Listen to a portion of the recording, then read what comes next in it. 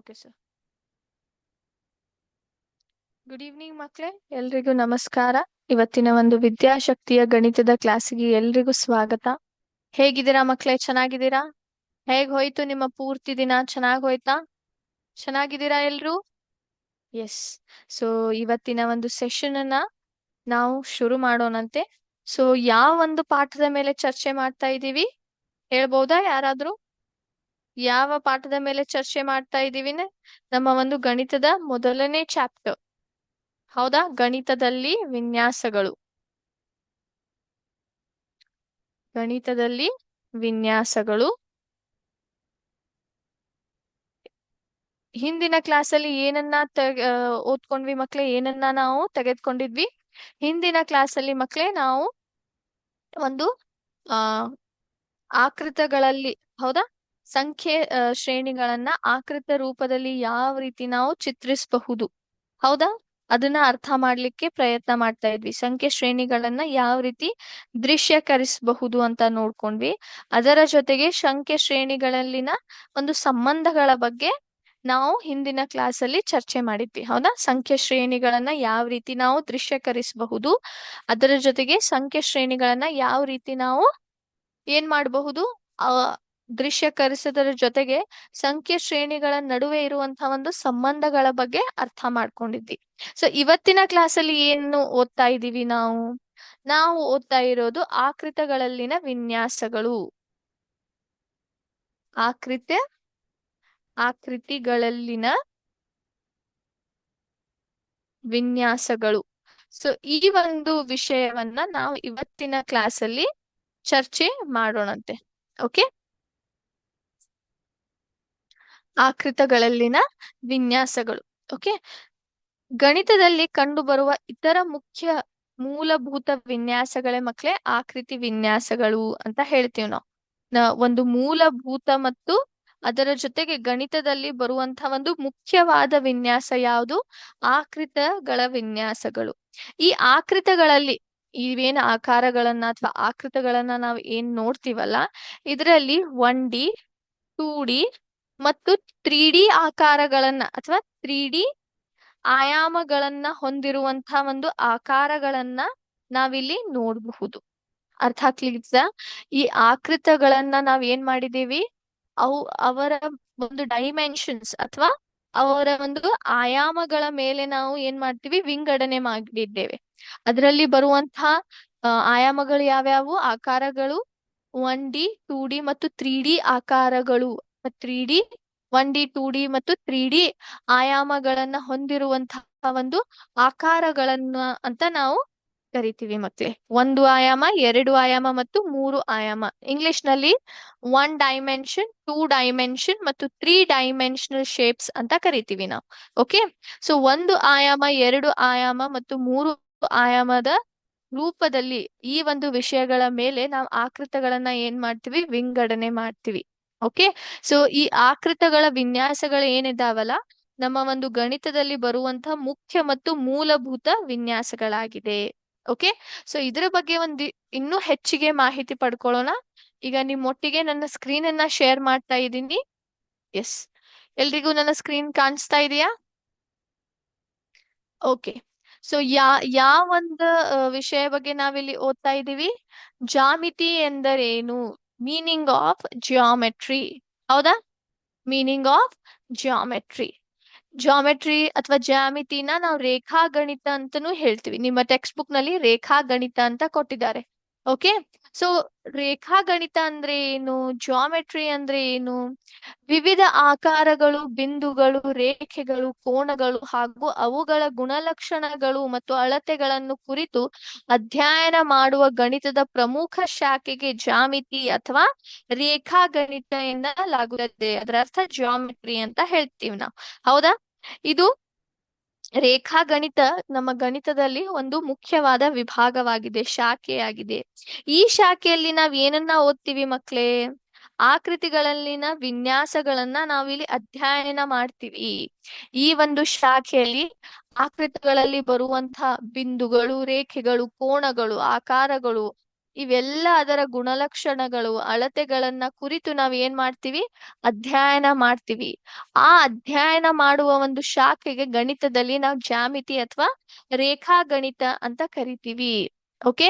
ಇದರ ಈ ಮತ್ತೊಂದು ಅರ್ಥವೂ ಕೂಡ ಇದೆ ಮಕ್ಳೇ. ಜಿಯೋಮೆಟ್ರಾನ್ ಅಂತಂದ್ರೆ, ಜಿಯೋ ಅಂದ್ರೆ ಭೂಮಿ, ಮೆಟ್ರಾನ್ ಅಂದ್ರೆ ಅಳತೆ. ಜ್ಯಾಮಿತಿ ಅಥವಾ ಜಿಯೋಮೆಟ್ರಿ ಅಂದ್ರೆ ಭೂಮಾಪನ ಅಥವಾ ಭೂಮಿಯ ಅಳತೆಯು ಕೂಡ ಅಂತನೂ ನಾವು ಹೇಳ್ಬೋದು. ಇದು ಏನಾಗಿದೆ, ಈ ಒಂದು ಪದದ ಮೂಲ ಅರ್ಥವಾಗಿದೆ. ಜಾಮೆಟ್ರಿಯ ಜ್ಯಾಮಿತಿ ಅಥವಾ ರೇಖಾಗಣಿತ ಪದದ ಒಂದು ಮೂಲ ಅರ್ಥವಾಗಿದೆ. ನಿಮ್ಮ ಒಂದು ಟೆಕ್ಸ್ಟ್ ಬುಕ್ ಅಲ್ಲಿ ಇರುವಂತಹ ವ್ಯಾಖ್ಯಾನ ಏನು? ವಿವಿಧ ಆಕಾರಗಳು, ಬಿಂದುಗಳು, ರೇಖೆಗಳು, ಕೋನಗಳು ಹಾಗೂ ಅವುಗಳ ಗುಣಲಕ್ಷಣಗಳು ಮತ್ತು ಅಳತೆಗಳನ್ನ ಕುರಿತು ನಾವೇನಾರೆ ಅಧ್ಯಯನ ಮಾಡ್ತಾ ಇದ್ದೀವಿ ಅಂದ್ರೆ ಆ ಒಂದು ಶಾಖೆಗೆ ಗಣಿತದಲ್ಲಿ ಜ್ಯಾಮಿತಿ ಅಥವಾ ರೇಖಾಗಣಿತ ಅಂತ ಕರಿತೀವಿ. ಸಿಂಪಲ್ ಆಗಿ ಹೇಳ್ಬೇಕಂದ್ರೆ ಆಕೃತಗಳಲ್ಲಿನ ವಿನ್ಯಾಸಗಳನ್ನ ಅಧ್ಯಯನ ಮಾಡುವ ಒಂದು ಗಣಿತದ ಶಾಖೆಯನ್ನ ನಾವು ರೇಖಾಗಣಿತ ಎಂದು ಕರಿತೇವೆ. ಓಕೆ. ಎಸ್. ಇಲ್ಲಿ ಒಂದಿಷ್ಟು ನಿಮಗೆ ಜಾಮಿತಿಯ ರೂಪಗಳನ್ನ ಇಲ್ಲಿ ತೋರಿಸ್ತೀನಿ. ಓಕೆ. ನಮ್ಮ ಸುತ್ತಮುತ್ತಲಿ ಇರುವಂತಹ ಒಂದು ಜಾಮಿತಿ ಅಥವಾ ಜಾಮೆಟ್ರಿ ಆಬ್ಜೆಕ್ಟ್ಸ್, ಆಕಾರಗಳು ಅಂತ ನೋಡ್ಬೋದು. ಹೌದಾ? ನೀವು ಸೂರ್ಯ ವೃತ್ತಾಕಾರದಲ್ಲಿ ಇರುವಂತದ್ದು. ಹೌದಾ? ನಮ್ಮ ಒಂದು ಸೂರ್ಯ. ಹೌದಾ? ಸೂರ್ಯ ಯಾವ ರೂಪದಲ್ಲಿದೆ? ಸರ್ಕಲ್ ಆಗಿದೆ, ರೌಂಡ್ ಆಗಿದೆ ಅಲ್ಲ, ಅದು ವೃತ್ತಾಕಾರದಲ್ಲಿ ಇದೆ. ಅದೇ ರೀತಿ ಕಾಯಿನ್, ನಾಣ್ಯಗಳು ಏನ್ ಬರ್ತಾವೆ? ಹೌದಾ? ಆ ಕಾಯಿನ್ ಅಥವಾ ನಾಣ್ಯಗಳು ಯಾವ ರೂಪದಲ್ಲಿ ಇರ್ತವೆ? ಅವು ಕೂಡ ವೃತ್ತಾಕಾರದಲ್ಲಿಯೇ ಬರ್ತಾವೆ ಮಕ್ಳೇ. ನಂತರ ಚೆಸ್ ಬೋರ್ಡ್ ಅಂತ ಏನ್ ನೋಡ್ತೀರಿ ನೀವು? ಹೌದಾ? ಚೆಸ್ ಯಾರ್ಯಾರು ಆಡ್ತೀರಾ? ಆಡ್ಬೇಕು ಮಕ್ಳೇ. ಹೌದಾ? ಬಹಳ ಒಂದು ವಿಶಿಷ್ಟವಾದ ಆ ಆಟವದು. ಹೌದಾ? ನಿಮ್ಮ ತಲೆ ಬಹಳ ಚುರುಕಾಗುತ್ತೆ ಈ ಆಟ ಆಡೋದ್ರಿಂದ. ಓಕೆ. Chess board. ಹೌದಾ? ಚೆಸ್ ಗೇಮ್ ಆಟ ಏನ್ ಆಡ್ತೀವಿ, ಆ ಬೋರ್ಡ್. ಹೌದಾ? ಚೆಸ್ ಬೋರ್ಡ್ ಅದು ಯಾವ ಆಕಾರದಲ್ಲಿದೆ? ಚೌಕಾಕಾರದಲ್ಲಿದೆ. ಹೌದಾ? ಸ್ಕ್ವೇರ್ ಅಲ್ಲಿದೆ. ನಂತರ ನಿಮ್ಮ ಒಂದು ಪುಸ್ತಕ ಇದೆಯಾ? ಎಸ್, ನಮ್ಮ ಒಂದು ಗಣಿತದ ಪುಸ್ತಕ. ಆ ಒಂದು ಆಕಾರ ಹೇಗಿದೆ? ಅದರ ಆಕಾರ ಇದು ರೆಕ್ಟಾಂಗಲ್ ಶೇಪ್ ಅಲ್ಲಿ ಇದೆ, ಆಯತಕಾರವಾಗಿದೆ, ಆಯತದ ರೂಪದಲ್ಲಿದೆ ಮಕ್ಳೇ. ನಂತರ ನಿಮ್ಮ ಒಂದು ಪಿಜ್ಜಾ, ನೀವೇನ್ ತಿಂತಿರ್ಲ, ಬಹಳ ಇಷ್ಟ ಅಲ್ವಾ ಮಕ್ಳಿಗೆ? ಪಿಜ್ಜಾ ಆಗಿರ್ಬೋದು ಅಥವಾ ಸಮೋಸ. ಹೌದಾ? ಈ ತರ ಚಾಟ್ಸ್ ನಮ್ಗೆ ತುಂಬಾ ಇಷ್ಟ ಅಂತೀರಿ ನೀವು, ಹೌದಲ್ಲ? ಎಸ್. ಆ ಸಮೋಸ ಆಗಿರ್ಬೋದು ಅಥವಾ ಪಿಜ್ಜಾ ಆಗಿರಬಹುದು. ಹೌದಾ? ಅವು ಅವು ಒಂದು ಆ ತಿನಿಸಿನ ಆಕಾರ ಯಾವ ರೂಪದಲ್ಲಿದೆ ಮಕ್ಳೇ? ಅವು ತ್ರಿಕೋಣ ಶೇಪದಲ್ಲಿರ್ತವೆ, ತ್ರಿಕೋಣ ಆಕಾರದಲ್ಲಿರ್ತವೆ, ಟ್ರಯಾಂಗಲ್. ಹೌದಾ? ನೀವು ಅಬ್ಸರ್ವ್ ಮಾಡಿದರ? ಮಾಡಿಲ್ಲ ಅಂದ್ರೆ ದಯವಿಟ್ಟು ಅಬ್ಸರ್ವ್ ಮಾಡಿ. ನಮ್ಮ ಸುತ್ತಮುತ್ತಲು ಇರುವಂತ ಎಲ್ಲಾ ವಸ್ತುಗಳಿಗೆ ಯಾವ್ದಾದ್ರೂ ಒಂದ್ ಆಕಾರವಿದ್ದೇ ಇದೆ. ಹೌದಾ? ವೃತ್ತ ಆಗಿರ್ಬಹುದು, ಚೌಕ್ ಆಗಿರ್ಬಹುದು, ಆಯತ, ತ್ರಿಕೋಣ ಅಥವಾ ಇನ್ಯಾವುದೋ ಎರಡು ಆಯಾಮದ ಹೊಂದಿರಬಹುದು ಆಕಾರವನ್ನ ಆ ಆಬ್ಜೆಕ್ಟ್ಸ್ ಅಥವಾ ಆ ವಸ್ತುಗಳು ಹೊಂದಿರ್ತವೆ. ಹಾಗಾಗಿ ನಮ್ಮ ಸುತ್ತಮುತ್ತಲಿನ ಎಲ್ಲ ಒಂದು ವಸ್ತುಗಳಿಗೆ ಆಕಾರಗಳಿದ್ದೇವೆ. ಹೌದಾ? ಸೊ ಜಾಮೆಟ್ರಿ ಅಥವಾ ಜ್ಯಾಮಿತಿ ಅಂದ್ರೆ ಏನು ಮಕ್ಳೇ? ರೇಖಾಗಣಿತ ಅಂದ್ರೆ, ರೇಖಾಗಣಿತದಲ್ಲಿ ನಾವು ಏನ್ ಮಾಡ್ತೀವಿ? ಆಕಾರಗಳಲ್ಲಿ ಬರುವಂತಹ ಒಂದು ವಿನ್ಯಾಸಗಳ ಬಗ್ಗೆ ನಾವು ಏನ್ ಮಾಡ್ತೀವಿ? ಅಧ್ಯಯನ ಮಾಡ್ತೀವಿ. ಸೊ ಆ ಅಧ್ಯಯನ ಮಾಡುವ ಒಂದು ಶಾಖೆಯನ್ನು ಗಣಿತದಲ್ಲಿ ನಾವು ಜ್ಯಾಮಿತಿ, ರೇಖಾಗಣಿತ ಅಥವಾ ಜಿಯೋಮೆಟ್ರಿ ಅಂತ ಕರಿತೀವಿ. ಓಕೆ. ಎಸ್, ಎಲ್ರಿಗೂ ಅರ್ಥ ಆಯ್ತಾ ಮೀನಿಂಗ್ ಆಫ್ ಜಿಯೋಮೆಟ್ರಿ? ಓಕೆ. ಈಗ ಮುಂದಿನ ಸ್ಲೈಡ್ಗೆ ಹೋಗೋಣಂತೆ. ಅದ್ಯಾವುದು ಅಂದ್ರೆ, ಈಗ ನಾವ್ ಏನ್ ಓದ್ತಾ ಇದ್ವಿ? 1D ಆಕಾರಗಳು ಅಂದ್ರೆ ಒಂದು ಆಯಾಮಗಳ ಆಕಾರಗಳ ಬಗ್ಗೆ ನಾವಿಲ್ಲಿ ಓದ್ತಾ ಇದ್ದೀವಿ. ಹೌದಾ? ಒಂದು ಆಯಾಮ ಅಂದ್ರೆ ಏನು? ಒಂದೇ ಡೈಮೆನ್ಷನ್ ಇರುತ್ತೆ, ಅದಕ್ಕೆ ಒಂದೇ ಆಯಾಮ ಇರುತ್ತೆ. ಅಂದ್ರೆ ಕೇವಲ ಉದ್ದು ಮಾತ್ರ ಇರುತ್ತೆ ಮಕ್ಳೇ. ಇದಕ್ಕೆ ಉದ್ದಕ್ಕಿಂತ ಹೆಚ್ಚಿಗೇನೋ ಬರೋದೇ ಇಲ್ಲ. ಹೌದಾ? ಇಲ್ಲಿ ನೀವು ಗಮನಿಸಿದ್ರೆ ಇದೇನ್ ಬಿಂದು ಇದೆ, ಬಿಂದುಗೆ ಯಾವುದೇ ತರದ ಅಳತೆನೇ ಇಲ್ಲ. ಯಾವುದೇ ತರದ ಅಳತೆನೇ ಇಲ್ಲ. ಅರ್ಥ ಆಗ್ತಿದೆಯಾ ಎಲ್ರಿಗೂ? ಯಾವುದೇ ತರದ ಒಂದು ಅಳತೆ ಇಲ್ವೇ ಇಲ್ಲ. ಅದು ಕೇವಲ ಒಂದು ಸ್ಥಾನವನ್ನ ಸೂಚಿಸ್ತದೆ. ಹೌದಾ? ಇದು ಒಂದು ಆಯಾಮದಲ್ಲಿ ಇರೋದಿಲ್ಲ. ಈಗ ಒಂದು ಆಯಾಮದಲ್ಲಿ ಬರುವಂತಹ ಆಕಾರಗಳು ಯಾವುದು? ಮೊದಲಿಗೆ ಲೈನ್, ಸೆಗ್ಮೆಂಟ್ ಅಥವಾ ರೇಖಾಖಂಡ ಅಂತ ಹೇಳ್ಬೋದು ನೀವು. ಈ ರೇಖಾಖಂಡದಲ್ಲಿ ಏನಾಗುತ್ತೆ? ಇಲ್ಲಿ ಏನಿರುತ್ತೆ ನೋಡಿ, ಕಾಣಿಸ್ತಾ ಇದೆಯಾ? ಇದರ ಒಂದು ಉದ್ದ ಮಾತ್ರ ಇರುತ್ತದೆ. ಇದಕ್ಕೆ ಕೇವಲ ಉದ್ದ ಇರುತ್ತೆ ಮಕ್ಳೇ. ಅರ್ಥ ಆಗ್ಲಿಕ್ಕತ್ತದ?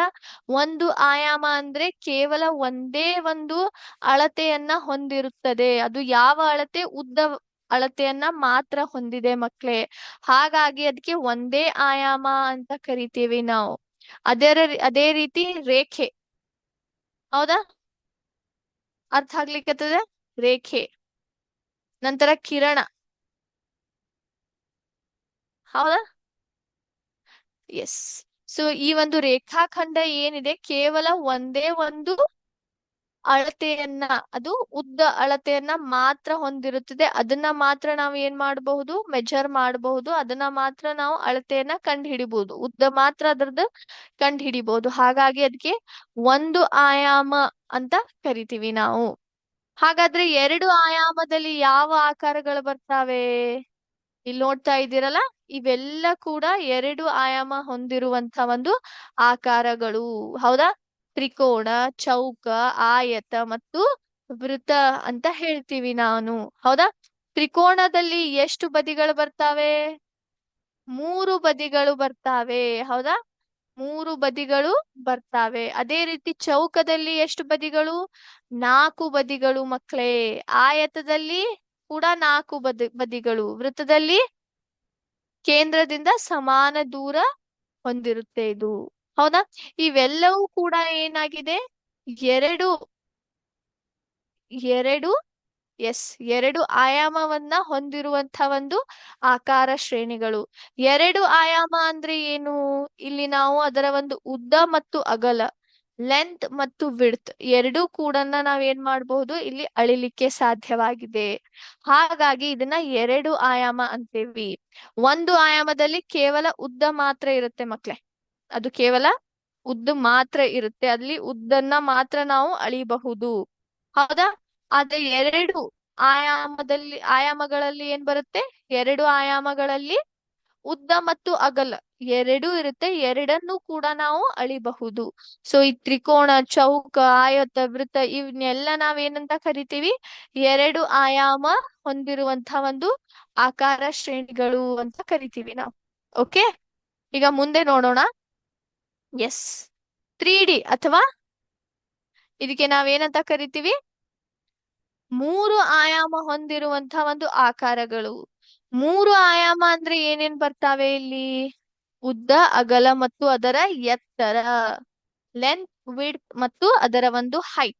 ಇವು ಮೂರನ್ನು ಕೂಡ ನಾವಿಲ್ಲಿ ಅಳಿಲಿಕ್ಕೆ ಸಾಧ್ಯ, ಅಳತೆ ಮಾಡ್ತೀವಿ. ಇದರಲ್ಲಿ ಯಾವ ಆಕಾರಗಳು ಬರ್ತಾವೆ? ಮೊದಲಿಗೆ ಘನ ಅಥವಾ ಕ್ಯೂಬ್ ಅಂತ ನಾವೇನ್ ಕರಿತೀವಿ. ಹೌದಾ? ನಿಮ್ಮ ಒಂದು ಐಸ್ ಕ್ಯೂಬ್ಸ್ ಇರ್ತಾವಲ್ಲ, ನೀವು ಫ್ರಿಡ್ಜ್ ನಲ್ಲಿ ಇಡ್ತಿರಲ್ಲ, ಬೇಸಿಗೆಗಾಲದಲ್ಲಿ ನೀರ್ ತುಂಬಿ ತುಂಬಿ ಇದು ಟ್ರೇನಲ್ಲಿ ಆ ನೀರ್ ತುಂಬಿ ಇಡ್ತಿರಲ್ಲ. ಹೌದಾ? ನಂತರ ಅವು ಐಸ್ ಕ್ಯೂಬ್ಸ್ ಚಿಕ್ಕದಾದಂತ ಐಸ್ ಕ್ಯೂಬ್ಸ್ ಆಗಿ ಬರ್ತವೆ. ಹೌದಾ? ಸೊ ಆ ಐಸ್ ಕ್ಯೂಬ್ಸ್ ಇದೇ ಆಕಾರದಲ್ಲಿ ಇರ್ತವೆ. ಹೌದಾ? ಯಾವ್ದೇ ತರದ ಒಂದು ರಟ್ಟಿನ ಡಬ್ಬಿ ತೆಗೆದ್ಕೊಳ್ರಿ. ಹೌದಾ? ರಟ್ಟಿನ ಡಬ್ಬಿ ತೆಗೆದ್ಕೊಳ್ಳಿ, ಅವು ಕೂಡ ಏನಿರ್ತವೆ? ಘನ ರೂಪದಲ್ಲಿ ಅಥವಾ ಆಯತ ಘನ ರೂಪದಲ್ಲಿ ಇರ್ತವೆ. ಕ್ಯೂಬ್ ಅಥವಾ ಕ್ಯೂಬಾಯ್ಡ್ ಫಾರ್ಮ್ ಅಲ್ಲಿ ಇರ್ತವೆ. ಕಾಣಿಸ್ತಾ ಇದೆಯಾ ಎಲ್ರಿಗೂ? ಎಸ್. ಹೌದಾ? ನಂತರ ನಿಮ್ಮ ಒಂದು ಫುಟ್ಬಾಲ್ ಆಟ ಆಡ್ತಿರಲ್ಲ, ಫುಟ್ಬಾಲ್ ಅಥವಾ ಬಾಸ್ಕೆಟ್ ಬಾಲ್. ಹೌದಾ? ಕಾಣಿಸ್ತಾ ಇದೆಯಾ? ಗೋಲ್ ಆಗಿರಿದೆ. ಹೌದಾ? ನಂತರ ಸಿಲಿಂಡರ್. ಸಿಲಿಂಡರ್ ನಿಮ್ಮ ಒಂದು ಕುಡಿಯುವ ಲೋಟ ಆಗಿರಬಹುದು ಅಥವಾ ವಾಟರ್ ಬಾಟಲ್ ಆಗಿರಬಹುದು. ಅಥವಾ ಎಸ್, ಆಮೇಲೆ ಮನೆಯಲ್ಲಿ ಹಚ್ಚುವಂತಹ ಒಂದು ಗ್ಯಾಸ್ ಸಿಲಿಂಡರ್ ಆಗಿರ್ಬಹುದು. ಅವೆಲ್ಲವೂ ಕೂಡ ಇದೇ ಆಕಾರದಲ್ಲಿ ಇರ್ತವೆ, ಸಿಲಿಂಡರ್ ರೂಪದಲ್ಲಿಯೇ ಇರ್ತವೆ. ನಂತರ ಕೋನ್, ಶಂಕು. ನೀವು ಇದಕ್ಕೆ ಸುಲಭವಾದ ಎಕ್ಸಾಂಪಲ್ ಏನಂದ್ರೆ, ನೀವು ತಿನ್ನುವಂತ ice cream cone ice cream ಅಂತ ಹೇಳ್ತೀವಲ್ಲ, ಅದು ಇದೇ ಆಕಾರದಲ್ಲಿ ಇರುತ್ತೆ. ಹೌದಾ?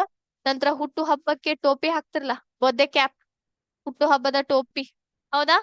ಬರ್ತ್ಡೇ ಸಮಯದಲ್ಲಿ, ಹುಟ್ಟು ಹಬ್ಬದ ಆಚರಣೆ ಮಾಡೋ ಸಮಯದಲ್ಲಿ,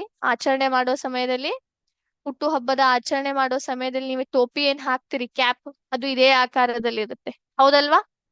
ಸೊ ಈ ಎಲ್ಲಾ ವಿಷಯಗಳಿಗೆ ನಾವೇನಂತ ಕರಿತೀವಿ? ಇವೆಲ್ಲ ಆಕಾರಗಳನ್ನ ನಾವು ಮೂರು ಆಯಾಮ ಹೊಂದಿರುವಂತಹ ಒಂದು ಆಕಾರಗಳು ಅಂತ ಕರಿತೀವಿ. ಘನ ಆಗಿರ್ಬಹುದು, ಆಯತ ಘನ, ಗೋಲ, ಸಿಲಿಂಡರ್ ಮತ್ತು ಶಂಕು. ಇವನ್ನ ಮೂರು ಆಯಾಮ ಹೊಂದಿರುವಂತಹ ಆ ಆಕಾರಗಳು ಅಂತ ಯಾಕೆ ಅಂತೀವಿ ಅಂತಂದ್ರೆ, ಇವೆಲ್ಲ ಆಕಾರಗಳನ್ನ ನಾವು ಮೂರು ವಿಷಯದಲ್ಲಿ ಅಳಿಲಿಕ್ಕೆ ಸಾಧ್ಯ. ಯಾವ ಯಾವ ವಿಷಯ? ನಾವು ಅದರ ಅಗಲ ಮತ್ತು ಎತ್ತರ, ಉದ್ದ, ಅಗಲ ಮತ್ತು ಎತ್ತರ, ಮೂರೂ ವಿಷಯಗಳನ್ನ ನಾವ್ ಏನ್ ಮಾಡಬಹುದು? ಅಳತೆ ಮಾಡಬಹುದು. ಹಾಗಾಗಿ ಇವನ್ನ ಏನಂತ ಕರಿತೀವಿ? ಮೂರು ಆಯಾಮ ಹೊಂದಿರುವಂತಹ ಒಂದು ಘನಾಕಾರಗಳು ಅಂತ ಹೇಳ್ತೀವಿ. ನಾ 3 ಡೈಮೆನ್ಷನಲ್ ಶೇಪ್ಸ್ ಅಥವಾ 3D ಶೇಪ್ ಅಂತಾನು ಕರಿತೇವೆ. ಓಕೆ, ಸೊ ಎಲ್ರಿಗೂ ಅರ್ಥ ಆಗಿದೆ ಅಂತ ಅನ್ಕೋತೀನಿ. ಅರ್ಥ ಆಗಿದೆಯಾ ಮಕ್ಳೇ? ಅಂಡರ್ಸ್ಟ್ಯಾಂಡ್ ಆಗ್ತಾ ಇದೆಯಾ? ಎಸ್.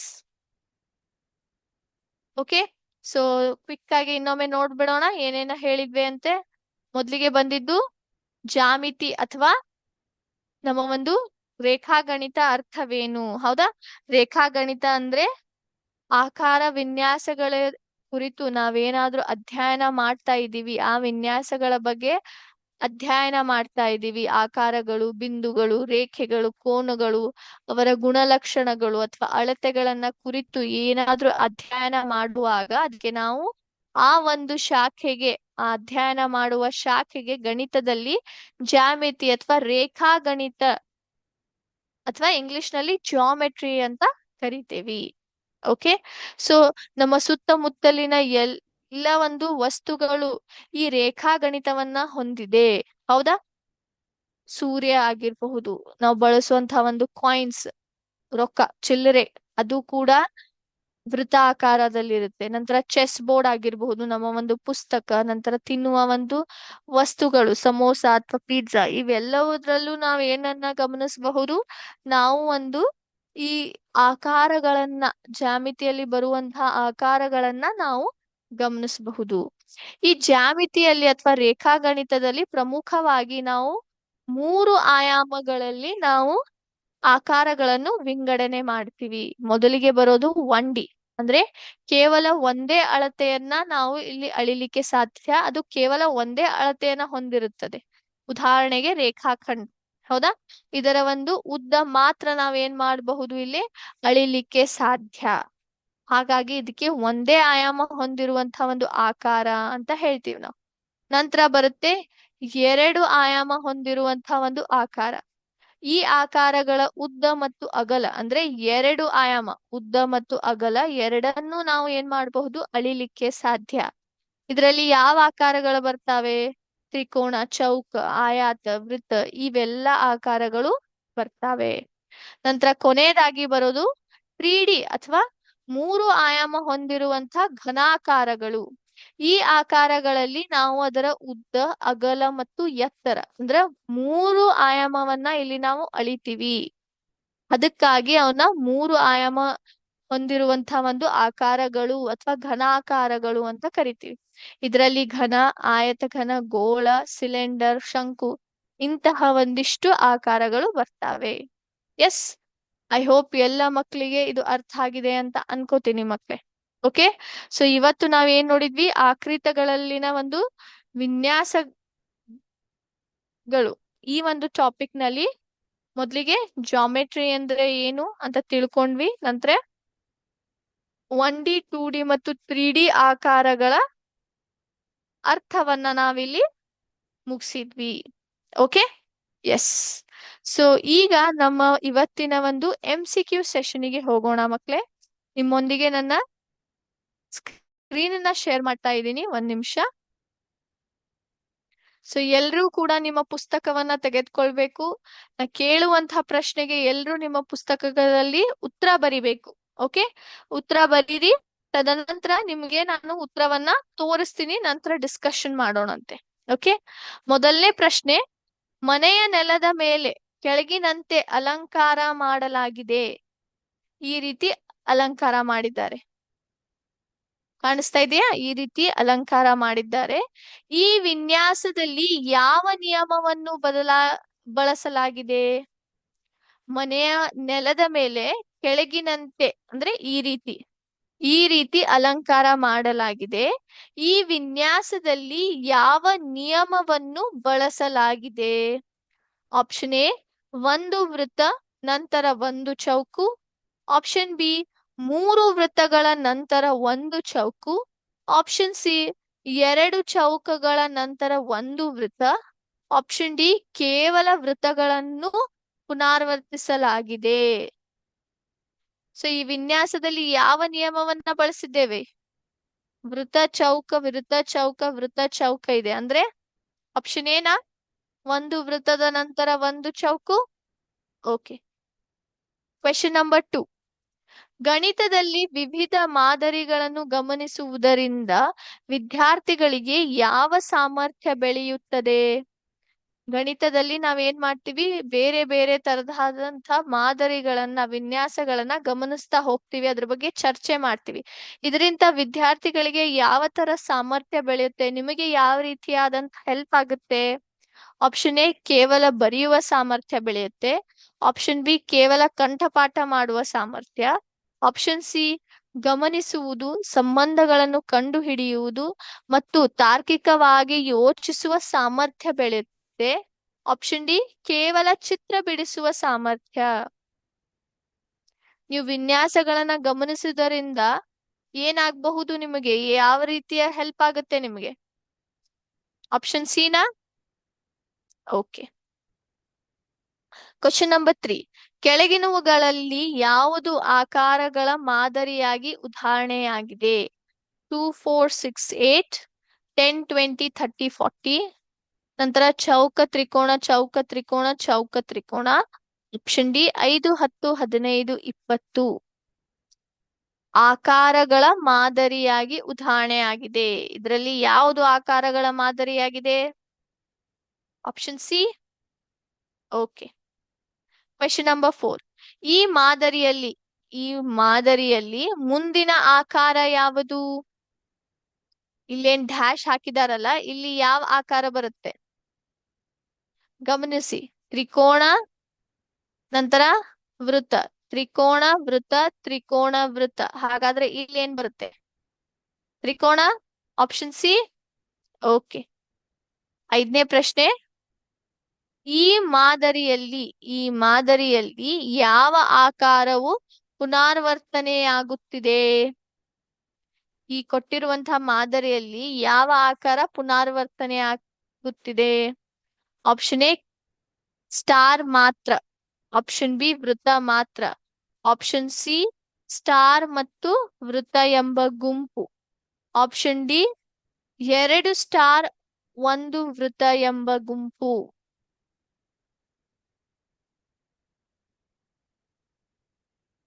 ಯಾವ ಗುಂಪು ಪುನರಾವರ್ತನೆ ಆಗ್ತಾ ಇದೆ? ಕೇವಲ ಸ್ಟಾರ್ ಮಾತ್ರ ರಿಪೀಟ್ ಆಗ್ತಾ ಇದೆಯೋ ಅಥವಾ ವೃತ್ತ ಮಾತ್ರ ರಿಪೀಟ್ ಆಗ್ತಾ ಇದೆಯೋ, ಇಲ್ಲ ಸ್ಟಾರ್ ವೃತ್ತ ರಿಪೀಟ್ ಆಗ್ತಾ ಇದೆಯೋ, ಅಥವಾ ಎರಡು ಸ್ಟಾರ್ ಒಂದು ವೃತ್ತ ಎಂಬ ಗುಂಪು ರಿಪೀಟ್ ಆಗ್ತಾ ಇದೆಯೋ? Option D. Okay. Question number 6.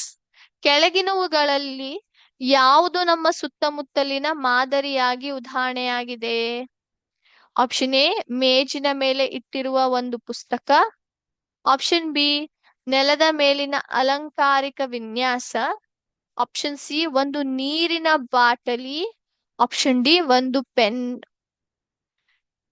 ಯಾವುದು ಈ ಕೊಟ್ಟಿರುವಂತಹ 4 ಆಪ್ಷನ್ಸ್ ಅಲ್ಲಿ ಯಾವುದು ಮಾದರಿ ಅಥವಾ ವಿನ್ಯಾಸದ ಬಗ್ಗೆ ಹೇಳುತ್ತೆ, ವಿನ್ಯಾಸಿನ ಒಂದು ಉದಾಹರಣೆ ಆಗಿದೆ? ಆಪ್ಷನ್ ಬಿ ನಾ? ಓಕೆ. Question number 7. ಗಣಿತದಲ್ಲಿ ಮಾದರಿ ಎಂದರೇನು? ಗಣಿತದಲ್ಲಿ ಮಾದರಿ ಎಂದರೇನು? ಆಪ್ಷನ್ ಎ, ಯಾವುದೇ ಕ್ರಮವಿಲ್ಲದ ವಸ್ತುಗಳ ಗುಂಪು. ಆಪ್ಷನ್ ಬಿ, ಒಂದು ನಿರ್ದಿಷ್ಟ ನಿಯಮದಂತೆ ಪುನರಾವರ್ತಿಸುವ ಅಥವಾ ಮುಂದುವರಿಯುವ ಕ್ರಮ. ಆಪ್ಷನ್ ಸಿ, ಕೇವಲ ಸಂಖ್ಯೆಗಳ ಗುಂಪು. ಆಪ್ಷನ್ ಡಿ, ಕೇವಲ ಚಿತ್ರಗಳ ಗುಂಪು. ಗಣಿತದಲ್ಲಿ ಮಾದರಿ ಎಂದರೇನು ಅಥವಾ ವಿನ್ಯಾಸವೆಂದರೇನು? ವಿನ್ಯಾಸದ ಅರ್ಥವೇನು? Option B. ಓಕೆ. ಮುಂದಿನ ಪ್ರಶ್ನೆ, 8ನೇ ಪ್ರಶ್ನೆ. ಒಂದು ಆಕೃತಿಯಲ್ಲಿ 3 ಚುಕ್ಕೆಗಳು, ಮುಂದಿನ ಆಕೃತಿಯಲ್ಲಿ 6 ಚುಕ್ಕೆಗಳು ಮತ್ತು ನಂತರದ ಆಕೃತಿಯಲ್ಲಿ 9 ಚುಕ್ಕೆಗಳಿದ್ದರೆ ಈ ಮಾದರಿಯಲ್ಲಿ ಅಥವಾ ವಿನ್ಯಾಸದಲ್ಲಿ ಮುಖ್ಯವಾಗಿ ಏನನ್ನು ಗಮನಿಸಬಹುದು? ಆಕೃತಿಯಲ್ಲಿ ಒಂದು ಆಕೃತಿಯಲ್ಲಿ 3 ಚುಕ್ಕೆಗಳಿದಾವೆ, ನಂತರ ಅದರ ಇನ್ನೊಂದು ಮುಂದಿನ ಆಕೃತಿಯಲ್ಲಿ 6 ಚುಕ್ಕೆಗಳು, ಅದೇ ರೀತಿ ಮತ್ತೊಂದು 3ನೇ ಆಕೃತದಲ್ಲಿ 9 ಚುಕ್ಕೆಗಳಿದಾವೆ. ಇಲ್ಲಿ ಯಾವ ತರದ ವಿನ್ಯಾಸವನ್ನ ನೀವು ಗಮನಿಸಬಹುದು? ಆಪ್ಷನ್ ಎ, ಚುಕ್ಕೆಗಳ ಸಂಖ್ಯೆಯಲ್ಲಿನ ನಿಯಮಿತ ಬದಲಾವಣೆ. ಆಪ್ಷನ್ ಬಿ, ಆಕೃತಿಗಳ ಬಣ್ಣ. ಆಪ್ಷನ್ ಸಿ, ಚುಕ್ಕೆಗಳ ಗಾತ್ರ. ಆಪ್ಷನ್ ಡಿ, ಚುಕ್ಕೆಗಳ ಬಣ್ಣ. ಏನನ್ನ ನೋಡಬಹುದು ನೀವು? ಯಾವ ತರದ ಒಂದು ವಿನ್ಯಾಸವನ್ನ ಕಂಡು ಹಿಡಿಬಹುದು ಅಥವಾ ಕಾಣಬಹುದು ಇಲ್ಲಿ? Option A. ಓಕೆ. 9ನೇ ಪ್ರಶ್ನೆ. ಕೆಳಗಿನವುಗಳಲ್ಲಿ ಪ್ರಕೃತಿಯಲ್ಲಿ ಕಂಡುಬರುವ ಮಾದರಿಗೆ ಅಥವಾ ವಿನ್ಯಾಸಿಗೆ ಯಾವುದು ಉದಾಹರಣೆ? ಒಂದು ಕುರ್ಚಿ, ಒಂದು ಪುಸ್ತಕ, ಒಂದು ಪೆಟ್ಟಿಗೆ, ಹೂವಿನ ದಳಗಳ ವ್ಯವಸ್ಥೆ. ಪ್ರಕೃತಿಯಲ್ಲಿ ಕಂಡುಬರುವಂತಹ ಒಂದು ವಿನ್ಯಾಸದ ಉದಾಹರಣೆ ಯಾವುದು? ಕುರ್ಚಿ, ಪುಸ್ತಕ, ಪೆಟ್ಟಿಗೆ, ಹೂವಿನ ದಳಗಳ ಒಂದು ವ್ಯವಸ್ಥೆ. Option D. ಓಕೆ. ಕೊನೆಯ ಪ್ರಶ್ನೆ, 10ನೇ ಪ್ರಶ್ನೆ. ಕೆಳಗಿನ ಯಾವ ಕ್ರಮವು ಒಂದು ಆಕಾರದ ನಂತರ 2 ಬೇರೆ ಆಕಾರಗಳು ಎಂಬ ಮಾದರಿಯನ್ನು ಅಥವಾ ವಿನ್ಯಾಸವನ್ನ ತೋರಿಸುತ್ತದೆ? ಒಂದು ಆಕಾರದ ನಂತರ 2 ಬೇರೆ ಆಕಾರಗಳು. ಕಂಡುಹಿಡಿರಿ ಎಲ್ರು. A, B, C, D. 4 options ಇದಾವೆ, ನೋಡಿ ಗಮನಿಸಿ. ಆಪ್ಷನ್ ಬಿ ನಾ? ಓಕೆ. ಸೊ ಎಲ್ರು 10 ಪ್ರಶ್ನೆಗಳನ್ನ ಉತ್ತರಿಸಿದ್ದೀರಾ. ಈಗ ನಿಮ್ಮ ಒಂದು ಎಕ್ಸಾಮ್ ಅನ್ನ ನಾನಿಲ್ಲಿ ಸಬ್ಮಿಟ್ ಮಾಡ್ತಾ ಇದ್ದೀನಿ. ಸೊ ನಿಮ್ಮ ಉತ್ತರಗಳನ್ನ ಇಲ್ಲಿ ರಿವೈಸ್ ಮಾಡ್ಲಿಕ್ಕೆ ಪ್ರಯತ್ನ ಮಾಡೋಣಂತೆ. ಸೊ ಎಲ್ರು ತಯಾರಿದ್ದೀರಾ ನಿಮ್ಮ ಉತ್ತರಗಳನ್ನ ನೋಡ್ಲಿಕ್ಕೆ? ಮೊದಲನೇ ಪ್ರಶ್ನೆ, ಮನೆಯ ನೆಲದ ಮೇಲೆ ಕೆಳಗಿನಂತೆ ಅಲಂಕಾರ ಮಾಡಲಾಗಿದೆ. ಹೌದಾ? ಸೊ ಈ ರೀತಿ ಅಲಂಕಾರ ಮಾಡಿದ್ದೇವೆ. ಇದರಲ್ಲಿ ಯಾವ ವಿನ್ಯಾಸ ನೋಡಬಹುದು ನಾವು? ಮೊದ್ಲಿಗೆ ಒಂದು ವೃತ್ತ ಇದೆ, ಅದರ ನಂತರ ಒಂದು ಚೌಕಿದೆ. ಹೌದಾ? ಈ ರೀತಿಯಾದಂತ ಒಂದು ವಿನ್ಯಾಸವನ್ನ ನಾವು ನೋಡಬಹುದು. Next question number 2. ಗಣಿತದಲ್ಲಿ ವಿವಿಧ ವಿನ್ಯಾಸಗಳನ್ನ ಅಥವಾ ಮಾದರಿಗಳನ್ನ ಗಮನಿಸುವುದರಿಂದ ನಮಗೆ ಯಾವ ರೀತಿ ಸಾಮರ್ಥ್ಯ ಬೆಳೆಯುತ್ತೆ? ನಮ್ಮಲ್ಲಿ ನಾವು ಗಮನಿಸುವುದನ್ನ ಕಲಿತೇವೆ, ಸಂಬಂಧಗಳನ್ನ ಕಂಡು ಹಿಡಿಯುವುದರ ಬಗ್ಗೆ ಕಲಿತೀವಿ, ಅದರ ಜೊತೆಗೆ ತಾರ್ಕಿಕವಾಗಿ ಯೋಚಿಸುವ ಸಾಮರ್ಥ್ಯ ಕೂಡ ನಮ್ಮಲ್ಲಿ ಬೆಳೀತಾ ಹೋಗುತ್ತೆ ಮಕ್ಕಳೇ. ಓಕೆ. ನೆಕ್ಸ್ಟ್, ಇದರಲ್ಲಿ ಯಾವುದು ಆಕಾರಗಳ ಮಾದರಿಯಾಗಿದೆ? ಇವೆಲ್ಲವೂ ಕೂಡ ಏನಾಗಿದೆ? ಸಂಖ್ಯೆಗಳ ಶ್ರೇಣಿ ಅಥವಾ ಸಂಖ್ಯೆಯಲ್ಲಿ ಬರುವಂತ ವಿನ್ಯಾಸಗಳಾಗಿವೆ. ಆಕಾರಗಳ ಮಾದರಿ ಅಥವಾ ವಿನ್ಯಾಸ ಇದು ಆಗಿದೆ ಮಕ್ಕಳೇ. ಓಕೆ. ಓಕೆ. ಈ ಮಾದರಿಯಲ್ಲಿ ಮುಂದಿನ ಆಕಾರ ಯಾವುದು? ಇಲ್ಲಿ ನೋಡಿ, ತ್ರಿಕೋಣ ವೃತ್ತ, ತ್ರಿಕೋಣ ವೃತ್ತ, ತ್ರಿಕೋಣ ವೃತ್ತ. ಹಾಗಾದ್ರೆ ಇಲ್ಲಿ ಯಾವ್ದು ಬರುತ್ತೆ? ಮತ್ತು ತ್ರಿಕೋಣನೇ ಬರುತ್ತೆ ಮಕ್ಕಳೇ. ಓಕೆ. ಈ ಮಾದರಿಯಲ್ಲಿ ಯಾವ ಆಕಾರವು ಪುನರಾವರ್ತನೆ ಆಗಿದೆ ಹೇಳಿ ನೋಡೋಣ. ಇಲ್ಲಿ ನೋಡಿ ಗಮನಿಸಿ, 2 ಸ್ಟಾರ್ 1 ವೃತ್ತ, 2 ಸ್ಟಾರ್ 1 ವೃತ್ತ, 2 ಸ್ಟಾರ್ 1 ವೃತ್ತ ಇದೆ. ಹಾಗಾದ್ರೆ 2 ಸ್ಟಾರ್ 1 ವೃತ್ತದ ಏನ್ ಗುಂಪಿದೆ ಅದು ಮತ್ತೆ ಮತ್ತೆ ಏನಾಗಿದೆ? ಪುನರಾವರ್ತನೆ ಆಗಿದೆ, ರಿಪೀಟ್ ಆಕ್ಕೊಂತ ಹೋಗಿದೆ. 6ನೇ ಪ್ರಶ್ನೆ, ಕೆಳಗಿನವುಗಳಲ್ಲಿ ಯಾವುದು ನಮ್ಮ ಸುತ್ತಮುತ್ತಲಿನ ಮಾದರಿಯಾಗಿದೆ? ನೆಲದ ಮೇಲಿನ ಒಂದು ಅಲಂಕಾರಿಕ ವಿನ್ಯಾಸ. ಹೌದಾ? ನೆಲದ ಮೇಲೆ ನಾವೇನ್ ಅಲಂಕಾರಿಕವಾದ ವಿನ್ಯಾಸವನ್ನ ಬಿಡಿಸ್ತೀವಿ, ಅದು ನಮ್ಮ ಒಂದು ಮಾದರಿಯಾಗಿದೆ. ಗಣಿತದಲ್ಲಿ ಮಾದರಿ ಅಥವಾ ವಿನ್ಯಾಸ ಅಂದರೇನು? ಒಂದು ನಿರ್ದಿಷ್ಟ ನಿಯಮದಂತೆ ಪುನರಾವರ್ತಿಸ್ಕೊಂತ ಹೋಗೋದು, ಅದರ ಒಂದು ಮುಂದುವರೆಯುವ ಕ್ರಮ. ನಾವು ಹೇಗ್ ಬೇಕ್ ಹಾಗ್ ಮಾಡೋಲ್ಲ. ಇಲ್ಲಿ ನಿಯಮಗಳ ಪ್ರಕಾರ ಏನ್ ಮಾಡ್ತೀವಿ? ನಾವು ಪುನರಾವರ್ತಿಸ್ಕೊಂತ ಹೋಗ್ತೀವಿ. ಇಲ್ಲಿ ಒಂದು ಆಕೃತಿಯಲ್ಲಿ ಏನಾಗಿದೆ? ಮೊದ್ಲಿಗೆ 3 ಚುಕ್ಕೆಗಳು, ಇನ್ನೊಂದು ಆಕೃತಿಯಲ್ಲಿ 6 ಚುಕ್ಕೆಗಳು, 3ನೇ ಆಕೃತಿಯಲ್ಲಿ 9 ಚುಕ್ಕೆಗಳು, 3, 6, 9 ಚುಕ್ಕೆಗಳು. ಸಂಖ್ಯೆಗಳಲ್ಲಿ ಏನಾಗಿದೆ? ನಿಯಮಿತ ಬದಲಾವಣೆ ಆಗಿದೆ. ಹೌದಾ? 3 1 3, 3 2 6, 3 3 9. 3ರಿಂದ ಏನಾಕೊಂತ ಹೋಗಿದಾವೆ? ಪ್ರತಿ ಸಂಖ್ಯೆ ಹೆಚ್ಚಾಕೊಂತ ಹೋಗಿದಾವೆ. ನಮ್ಮ ಪ್ರಕೃತಿಯಲ್ಲಿ ಕಂಡು ಬರುವಂತಹ ಒಂದು ವಿನ್ಯಾಸ ಅಥವಾ ಮಾದರಿಗೆ ಉದಾಹರಣ ಹೂವಿನ ದಳಗಳ ವ್ಯವಸ್ಥೆ. ಹೌದಾ? ಹೂವಿನ ದಳಗಳು ಎಷ್ಟು ಚೆನ್ನಾಗಿ ಇರ್ತವೆ ನೋಡಿದಿರಲ್ಲ. ಅದು ಕೂಡ ಒಂದು ಮಾದರಿ. ಇಲ್ಲಿ ಒಂದು ಆಕಾರದ ನಂತರ ಎರಡು ಬೇರೆ ಆಕಾರಗಳು. ಒಂದು ಆಕಾರ ವೃತ್ತ, ನಂತರ ಚೌಕ್ ಬಂದಿದೆ, ತ್ರಿಕೋನ ಬಂದಿದೆ, ಹೌದಾ? ಸೊ ಎರಡು ಬೇರೆ ಆಕಾರಗಳು ಬಂದಿದ್ದಾವೆ. ಓಕೆ. ಸೊ ಇಲ್ಲಿಗೆ ನಮ್ಮ ಒಂದು MCQ ಸೆಷನ್ ಅನ್ನ ಮುಗಿಸ್ತಾ ಇದ್ದೀನಿ ಮಕ್ಳೇ. ಸೊ ಇವತ್ತಿನ ಕ್ಲಾಸ್ ಕೂಡ ಇಲ್ಲಿಗೆ ಸ್ಟಾಪ್ ಮಾಡ್ತೀನಿ. ಐ ಹೋಪ್ ಎಲ್ರಿಗೂ ಇವತ್ತಿನ ಸೆಷನ್ ಅರ್ಥ ಆಗಿದೆ ಅಂತ ಅನ್ಕೋತೀನಿ. ಮತ್ತೆ ಮುಂದಿನ ಸೆಷನ್ ಅಲ್ಲಿ ಭೇಟಿಯಾಗೋಣ. Thank you very much. ಜೈ ಹಿಂದ್, ಜೈ ವಿದ್ಯಾಶಕ್ತಿ. Thank you sir.